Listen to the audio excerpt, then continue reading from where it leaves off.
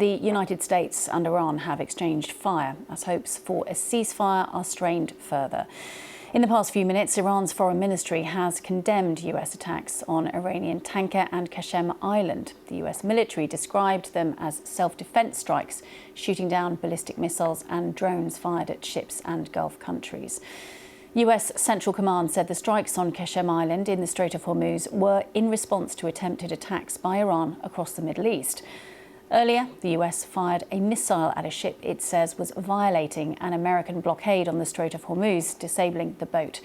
The Iranian Revolutionary Guard said it had targeted US bases in the region in retaliation, including Fifth Fleet headquarters in Bahrain. Well, sirens sounded across Kuwait city as the military's air defences intercepted the missile and drone attacks. Kuwaiti officials say Iran has carried out a drone strike on a passenger terminal at Kuwait International Airport, and in the past few minutes, the ministry there says one person has been killed. Well, our Middle East correspondent Yolande Knell is in Jerusalem with all the latest. Kuwait has been repeatedly targeted by Iran since the start of the Iran war and even during the ceasefire. It's a major US ally in this region and it has got two US air bases there. Iran says that these have been used to carry out attacks on its territory.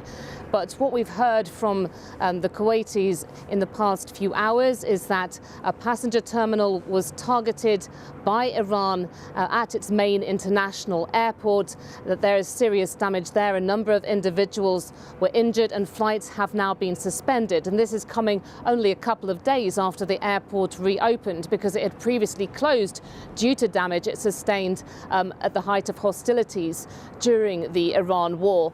Now, in the background here, the exact sequence of events isn't really clear, but this exchange of fire between the US and Iran seems to have started with the US firing at this ship that was empty, trying to head into Iranian ports and disabling that vessel. At the same time, the Americans, the Central Command, is saying that it is also attacked drones in the area that were threatening civilian shipping. It's not given much detail on that, and it has confirmed that it carried out a strike on Qeshm Island in the Strait of Hormuz, saying that that was a ground control station there. Now, in retaliation, Iran has been launching these attacks on both Kuwait and Bahrain, the home of the US Naval Fifth Fleet. An earlier statement by the Americans suggested that Iranian missiles and drones had been intercepted or had fallen in open areas without causing serious damage. That was Yolande Knell in Jerusalem. In Lebanon, state media has reported an Israeli strike near Beirut. That is despite President Trump claiming an agreement had been reached that Israeli forces would not bomb the Lebanese capital in exchange for Hezbollah not attacking Israel. Elsewhere in southern Lebanon, a medical source has told AFP that 6 people have been killed in Israeli strikes near Tyre.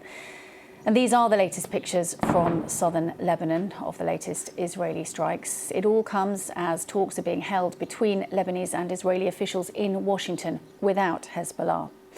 Well, Paula Yakubian is an independent member of the Lebanese parliament and speaking to us from Beirut. She said that whilst the capital might be experiencing some respite from Israeli strikes for now, that's not the case elsewhere in the country. Well, the ceasefire is only holding up in Beirut. There is no ceasefire in the south. Just like you mentioned, airstrikes are still happening all the time, killing, shelling, and issuing also evacuation warnings. It's ongoing. Now, the new formula looks like northern Israel against Beirut, or the Beirut southern suburb, the Dahieh.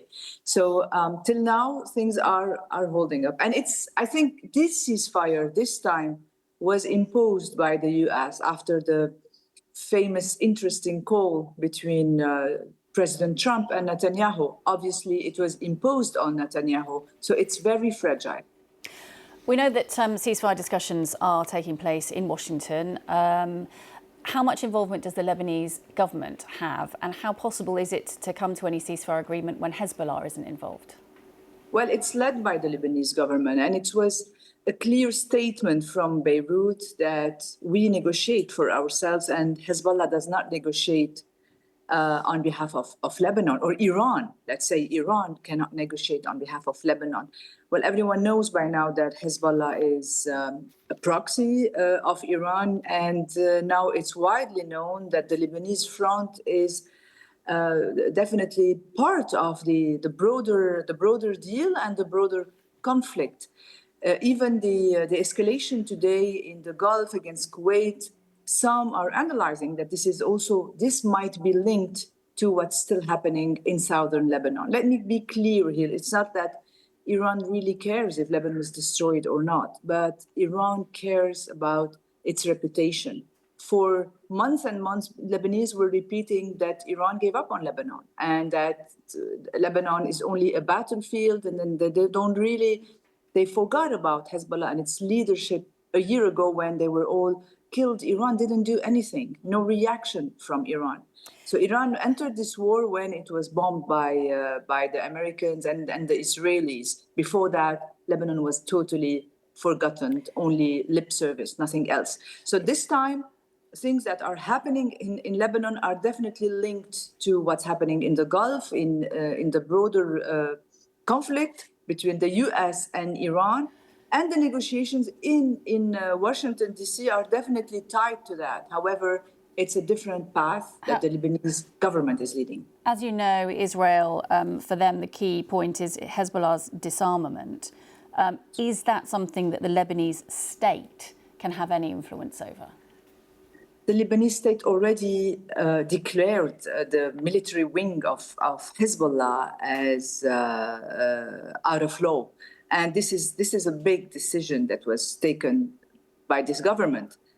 This is the most important card, but Hezbollah is giving this card to Iran and not to Lebanese negotiators or the Lebanese state. So once again, the clear alliance or the clear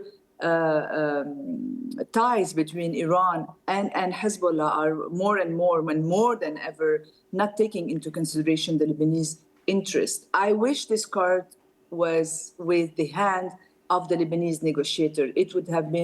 We would have, as Lebanese, a much more powerful position and more leverage in these difficult negotiations. And that was Paula Yacoubian, who is an independent member of the Lebanese parliament.